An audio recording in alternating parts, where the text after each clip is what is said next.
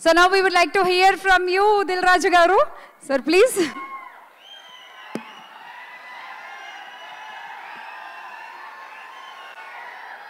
Dear Ram Charan Garki mundu happy birthday.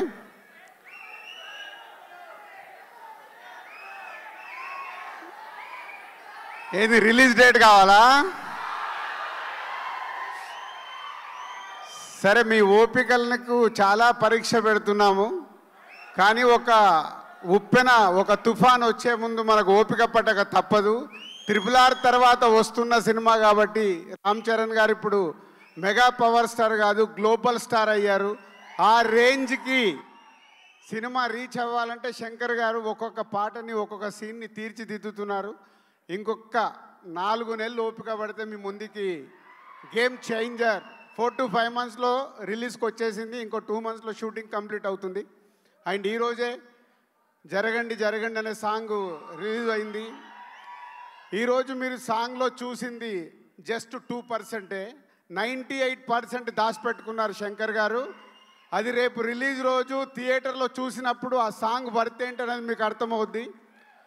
ఈ ఒక్క సాంగే కాదు, ఇలా ఒక 5 పాటల్ని శంకర్ గారు ఆయన స్టైల్లో డిజైన్ చేసి పెట్టాడు.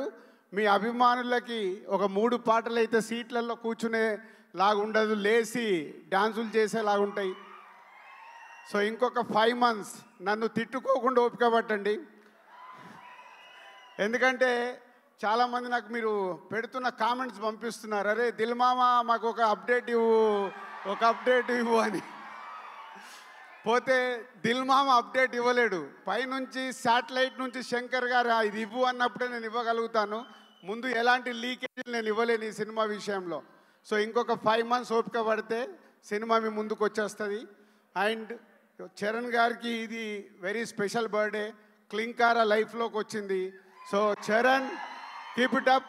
మార్నింగే ఈరోజు తిరుమల దర్శనం చేసుకొని హైదరాబాద్ రీచ్ అయ్యారు. సాంగ్ కూడా రిలీజ్ అయింది. సాంగ్ మాసులో ఎంత వెళ్ళాలో వెళ్ళింది. మీరు ఇంకొక 3 రోజుల తర్వాత ఈ సాంగ్ గురించి ప్రతి అభిమాని మాట్లాడుకుంటాడు. ఎందుకంటే ఆల్రెడీ లీకేజ్ అయిన సాంగ్ కాబట్టి మీకు ఈరోజు కొంచెం ఎనర్జీ లెవెల్స్ తక్కువ ఉన్నాయి. 3 days తర్వాత ఒరిజినల్ ఒక రామ్ చరణ్ గారికి శంకర్ గారి సాంగ్ అంటే విజువల్ ట్రీట్ ఉంటుంది. లిరికల్ వీడియోలో మిమ్మల్ని 100% సాటిస్ఫై చేయలేరు. పోతే సినిమా చూసిన రోజు మీకు ఈ సాంగ్ పడితే ఏంటో అర్థమవుద్ది. 100% ఈ సాంగ్కి మీరు సీట్లలో కూర్చోరు, అది నా గ్యారంటీ. Thank you.